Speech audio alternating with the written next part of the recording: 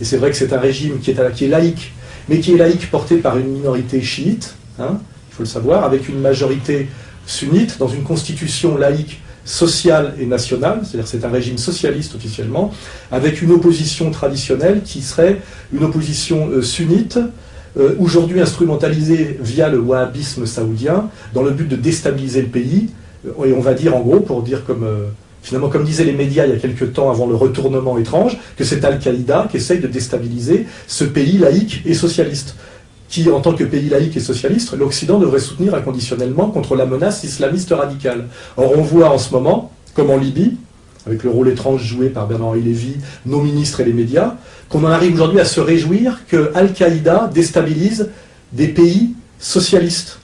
Hein, et donc, on se réjouit que des pays, grâce à notre intervention, basculent du socialisme et d'une relative laïcité et modernité, ce qui est le cas de la Syrie, un pays de mixité, pays où il n'y a pas de problème de persécution des femmes, pas de port du voile obligatoire, pareil dans la Libye. Aujourd'hui, on voit les médias et les potentats occidentaux se réjouir que des régimes laïques et socialistes soient renversés par un djihad, comment dirais-je, de type Al-Qaïda. Et d'ailleurs, en Libye, c'est ouvertement Al-Qaïda qui mène le combat. Donc là, ça prouve vraiment, que l'Empire est d'une perversité incroyable, et que l'Empire prend vraiment les peuples, dont on parlait tout à l'heure, pour des imbéciles. Parce qu'ils ont mis très peu de temps, et sans aucune préparation et sans aucune pudeur, à recycler Al-Qaïda comme une force positive qui combat du côté de l'Occident. Ce qui était d'ailleurs le cas au départ, il faut s'en souvenir, puisque Al-Qaïda a été monté contre un régime socialiste et laïque qui était l'Afghanistan sous tutelle soviétique, hein, et que finalement, on a prétendu que Ben Laden s'était retourné contre son maître, ce qui est très ambigu, on ne sait pas trop, hein, ça c'est le 11 septembre, et puis récemment on a prétendu qu'on avait tué un Ben Laden qui, d'après tous les experts, était mort depuis 10 ans, et on voit bien le rôle symbolique de cette exécution de Ben Laden, c'est qu'on a l'impression que le Ben Laden qui avait retourné Al-Qaïda contre son maître a été tué, et que donc Al-Qaïda travaille à nouveau pour ses maîtres occidentaux, impérialistes et américains. Et c'est tout ça qui est en filigrane, c'est-à-dire que voilà, aujourd'hui, les puissances occidentales, soi-disant démocratiques, se réjouissent de voir tomber des régimes laïques et socialistes renversés par des régimes islamiques sous tutelle d'Al-Qaïda. Voilà la situation où on en est. Et cette analyse vaut pour la Libye et vaut pour la Syrie. Et c'est cette analyse-là globale que je fais, qui à mon avis est valable, et c'est au nom de cette analyse globale que je dis que tout honnête homme, tout progressiste, toute personne qui lutte contre l'Empire et qui a bien compris mon bouquin et la marche du monde et le processus de domination mondialiste qui est la vraie dictature et le vrai totalitarisme, doit, malgré les défauts du régime bassiste syrien, soutenir ce régime tout en admettant qu'il doit effectivement procéder à des évolutions, qu'il y a de la corruption, qu'il y a de la pesanteur.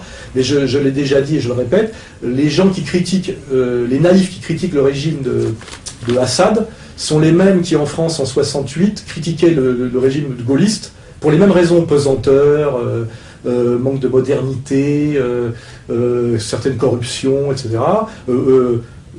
Police, effectivement, tout ça existe. Un régime se défend et s'organise de différentes manières. Hein. On n'est pas dans le monde de oui-oui. Hein. Mais je dis, les gens qui veulent même...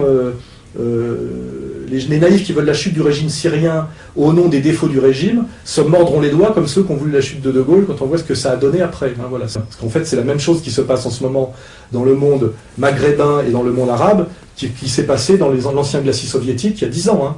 C'est la mise au pas progressive par le nouvel ordre mondial, à la fois bancaire et guerrier, de tout ce qui n'est pas totalement sous domination encore. Hein. C'est en fait une mise au pas impériale par la violence bancaire et la violence guerrière, hein, voilà, les deux additionnés. Et là, on peut faire une parenthèse. Pourquoi je pense que Kadhafi a encore de l'avenir? Parce que Kadhafi n'est pas un leader arabe, ce n'est même pas un leader maghrébin, ce n'est pas un leader musulman, bien que sa révolution verte était une synthèse de l'islam et du socialisme. Il faut lire le petit livre vert de Kadhafi. C'est un type qui a fait beaucoup de choses pour la Libye. D'ailleurs, on flingue toujours les leaders qui font quelque chose pour leur pays. On a flingué Saddam Hussein parce qu'il a développé l'Irak. On ne touchera jamais aux leaders saoudiens parce qu'avec l'argent du pétrole, ils ne font qu'aller tirer des putes à Marbella, s'acheter des Rolls en or et ils ne font rien pour leur pays. Et il faut bien comprendre pour ceux qui leur reprochent que si un membre de la famille des Saouds avait une vision arabe et une vision musulmane et qui voulait d'un seul coup convertir l'argent du pétrole en développement de son pays pour faire une puissance, il subirait le même sort d'une certaine manière que le Shah d'Iran. Il serait assassiné, et de toute façon les maîtres de la banque et les maîtres de la guerre, qui est l'alliance judéo-protestante, incarnée par cet empire qui est à la fois les États-Unis et Israël, hein, c'est-à-dire ces élites mondialistes, ne tolèrent des potentats du tiers-monde ou du monde non-occidental qu'à condition qu'ils jouent pour eux-mêmes, de façon totalement compradore et contre leur peuple, et qu'ils n'aient aucune vision pour leur pays. Il faut bien comprendre ça. Sinon, ils sont éliminés, assassinés et remplacés. Et on choisit toujours dans les... Je crois que c'était même montré dans le film Syria, un film américain avec Clooney, effectivement, qu'on choisit toujours le crétin, jouisseur, qui n'a aucune vision politique, et s'il y en a un qui a une vraie vision, il est éliminé ou mis sur la touche. Hein, c'est exact. Voilà, c'est clair. Donc il faut bien comprendre tout ça. Et pour revenir à Kadhafi, Kadhafi était un grand leader africain. Il avait fait beaucoup de choses pour l'Afrique, de l'irrigation.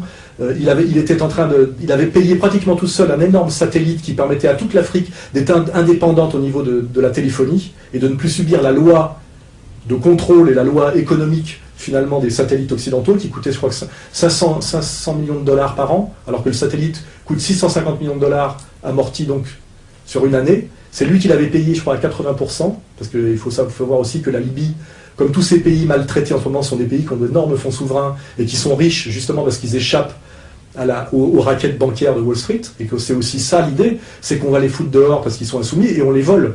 Hein, on fait de la piraterie bancaire derrière. Et Kadhafi peut aller se cacher où il veut en Afrique parce qu'il est réellement un grand leader africain qui a fait beaucoup pour l'Afrique, et que s'il a été chassé là, c'est parce qu'il était en train de mettre en place ce satellite africain et de créer, comme je l'ai dit, le dinar or, qui était une monnaie étalonnée sur l'or, qui échappait à l'escroquerie et à la dictature du dollar. Hein, voilà. Et comme chaque fois que le dollar est mis en danger, qui est une fausse monnaie, une monnaie fictive, la monnaie de Wall Street, qui est une des clés de la domination impériale, et il s'est passé la même chose d'ailleurs avec Saddam Hussein, à ce moment-là, l'armée américaine revient pour chasser le leader qui conteste la domination du dollar, c'est-à-dire le racket américain par cette fausse monnaie imposée, etc. Bon.